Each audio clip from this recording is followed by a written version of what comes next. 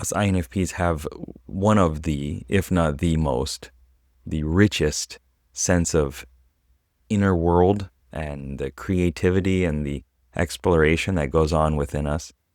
And it is a real strength. It's something that's really important, but it doesn't translate into the external world very well. And this rich inner life kind of creates a gap for us where we feel what we should be doing. We see these maybe grandiose visions or these more quaint visions of us in a cabin in the woods by a pond with our cats and our coffee or tea or something like that. And we're just reading all day and, journaling, going out and talking to the squirrels. Like, we see this difference between where we are now and where we are in our minds.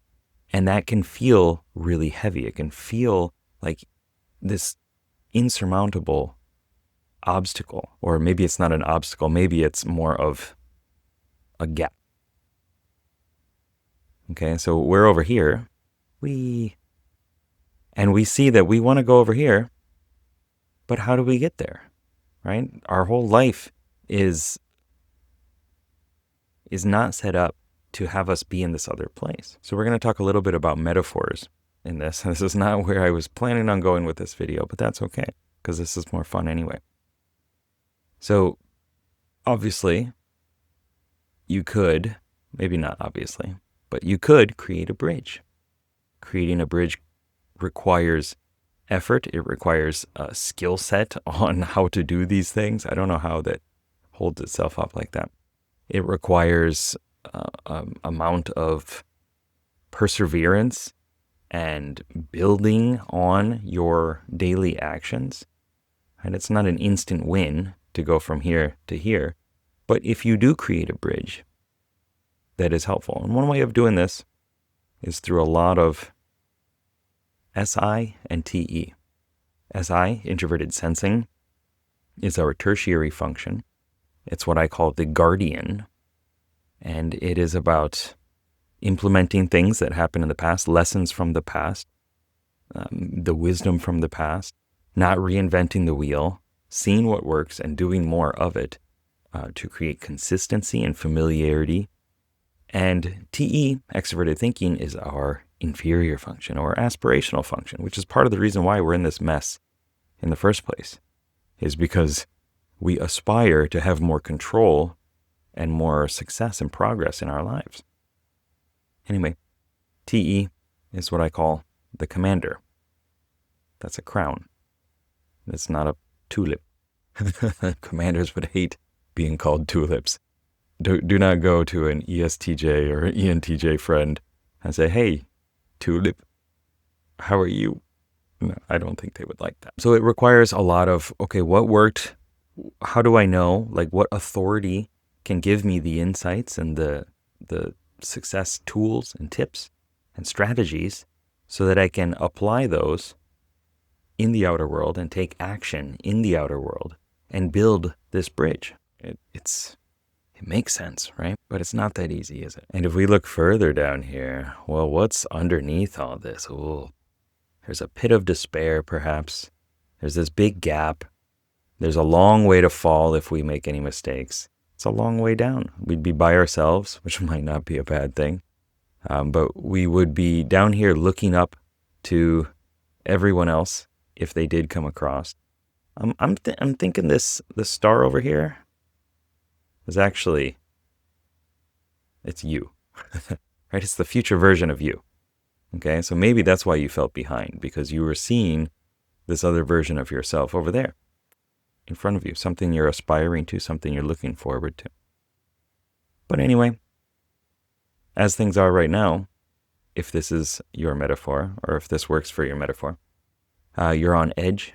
One wrong step and could be the end of you. And when you're down there, maybe there's no way out. Heaven forbid it's an endless pit where you're just free falling for the rest of your life. Now, our extroverted intuition, our NE, our explorer, would say, well, just think of new ways of going around that. That's a light bulb. Think of new ways of getting over this. Maybe you could grow, put on a cape, grow some wings, get on fly over this. And this is where we spend a lot of time in imagining all these different possibilities, imagining all the ways that we could succeed. And it feels good because this is one of our strengths. NE is a strength for us.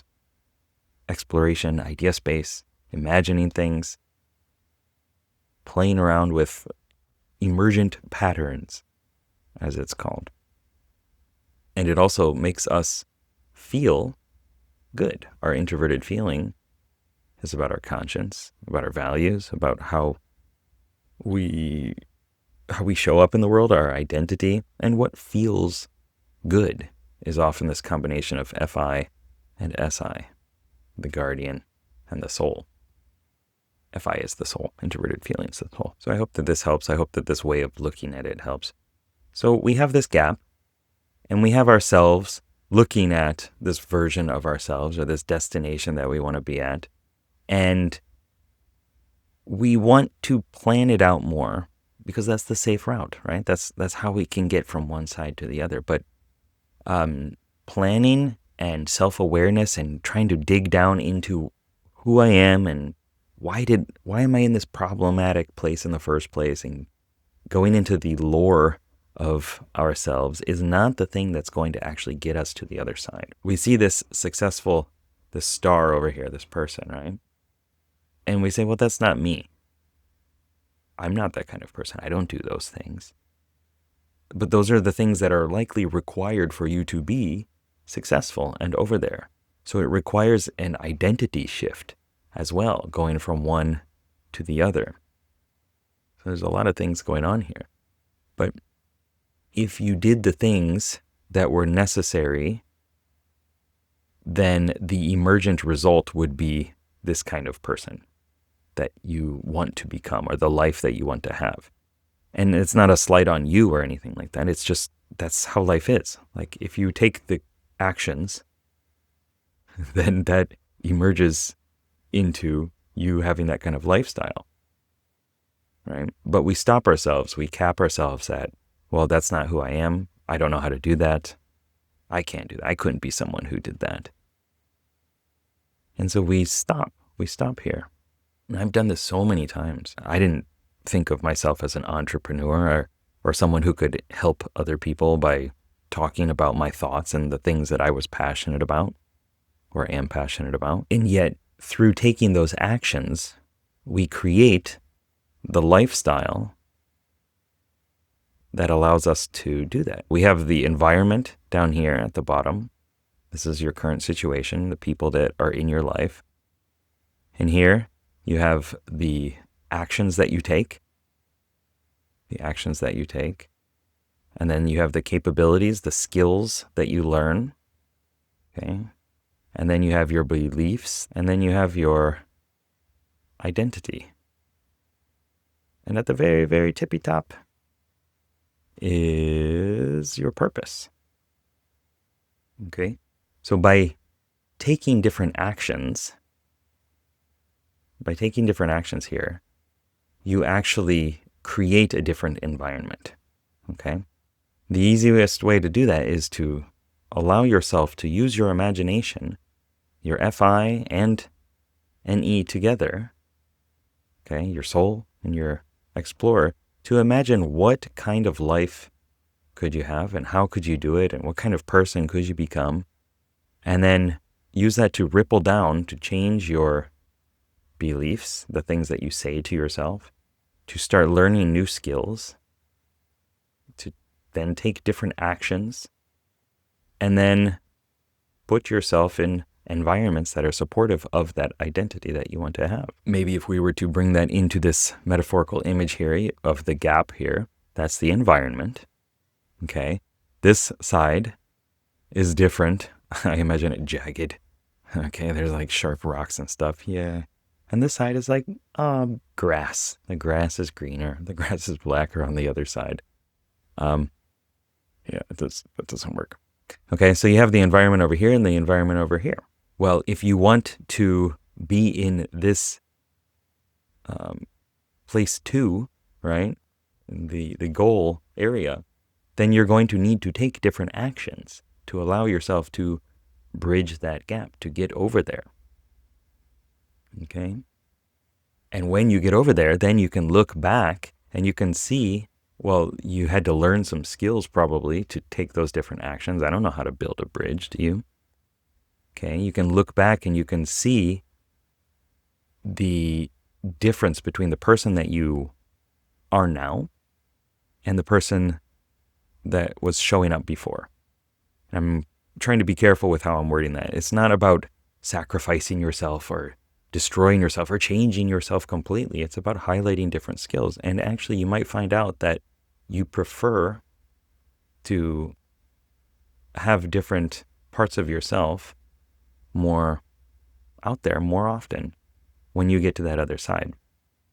Like, for me, I never thought that I would want to make a living talking to people or talking to a camera like this or coaching people. I didn't think I was able to do that. But once I did it a bunch, so much, I really fell in love with it and became something that is like core to my identity. It's attached to who I am so much that I can't right now imagine another way. And that's probably me standing at the precipice of another gap and another potential version of myself. It's all about these like transformations, metamorphoses, transitions again and again in order to become who we want to be. Another thing that often comes up for INFPs is we're so into introverted feeling in our soul that it becomes really difficult to take actions when we're not feeling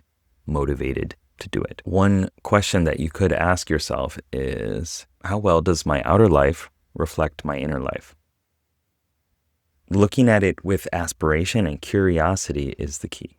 Not looking at it and say, well, I'm not successful in this, I can never be successful. But looking at it and saying, like, this inner world that I have and all these dreams that I have are so meaningful to me. And they light me up. You saw when I was just talking about it, I started smiling because it's so important. And using that powerful, forward, positive momentum is extremely helpful. Saying like, well, what can I do today to close this gap just a little bit more? Because unfortunately, this stuff doesn't just happen on its own. And I've lost years in this where I'm just thinking about it. I'm like, how do I get there? Is this actually the right thing for me? Is this really where I want to be? Am I completely in line with my goals and not actually moving or taking any actions or doing anything in the outer world? And that has been quite painful. And you can recover from it. You still can take actions. You have learned things in the past, or even in this contemplation period, that you can apply to taking those actions, but it's not going to take the action for you. And if you don't want it, if you look at it and you decide that you don't want that kind of life over there, you can always turn around. You can always go back down or go whatever direction is required and pivot and take different steps. It's not that bad. We put a lot of weight on it. We put a lot of pressure onto this. We were talking about this in the Evolve community recently, about the struggle for INFPs to lighten up or to not feel everything so heavily and not overly weigh, perhaps, every decision. And that is one of the things that causes this paralysis here. Overthinking to see, does it actually apply to who I am? Does it actually fit my life and who I want to be permanently, forever? And like, it'll never change. And things change, as you know. Like, even when you get over here, if you were to get over there, when you get over there, if that's what you want, then there's going to be some other thing, as I was just talking about. Like, there's going to be some other goal, some other aspiration, some other shift and change. And that's fine. You can't plan for everything, which is why it's great to lean into your explorer and say, well, what are the possibilities? What are the opportunities? What could happen? How can I shake things up a bit and have some more fun and see what emerges out of this? So what we can do, again, to summarize it all up, is we definitely need to take some actions. We need to track and measure results, make some actual manageable progress, measurable progress in the outer world. And that can be quite difficult. So if we work backwards, we can think of, okay, what can I track just to know that I'm showing up, right? What can I have gratitude for today? What are the things that I did today, right? This is a checklist for TE. And then this is I can't draw a heart because I use heart for everything else. Gratitude. Okay. This is a gratitude section. Reflect over the good things that happened throughout the day and what you did during the day that's helping you move that XP needle. And you can look at your extroverted intuition and say, what are the possibilities? How could I get scrappy? How could I make things happen faster than expected? How could I make it fun as I'm learning more about myself and stretching out of my comfort zone? And constantly reflect over your values while taking actions in alignment with those. If I'm standing here and not actually taking action, am I fulfilling the values of family and caring and creativity and grit and growth? Maybe not. So that dissonance with how you feel and the things that you're actually doing in life has been quite motivating for me. Now, there were times where it was more defeating than motivating, but with proper reframing and re-educating yourself on that, you can achieve your goals. And then you will feel less behind. And if you want some help, you can go to evolve.geekpsychology.com. Yeah, my E's change in the middle. There's probably something up with that. And you can get into the community. We work together to install these kind of systems for ourselves as INFPs and understand the parts of ourselves and how they're working together and make progress on important, meaningful, impactful goals. See you there. Let's go.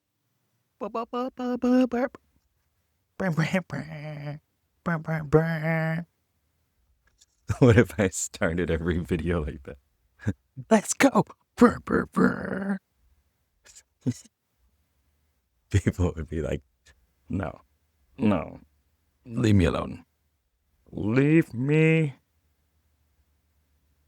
algorithmically alone. I'm algorithmically alone. That's true sometimes.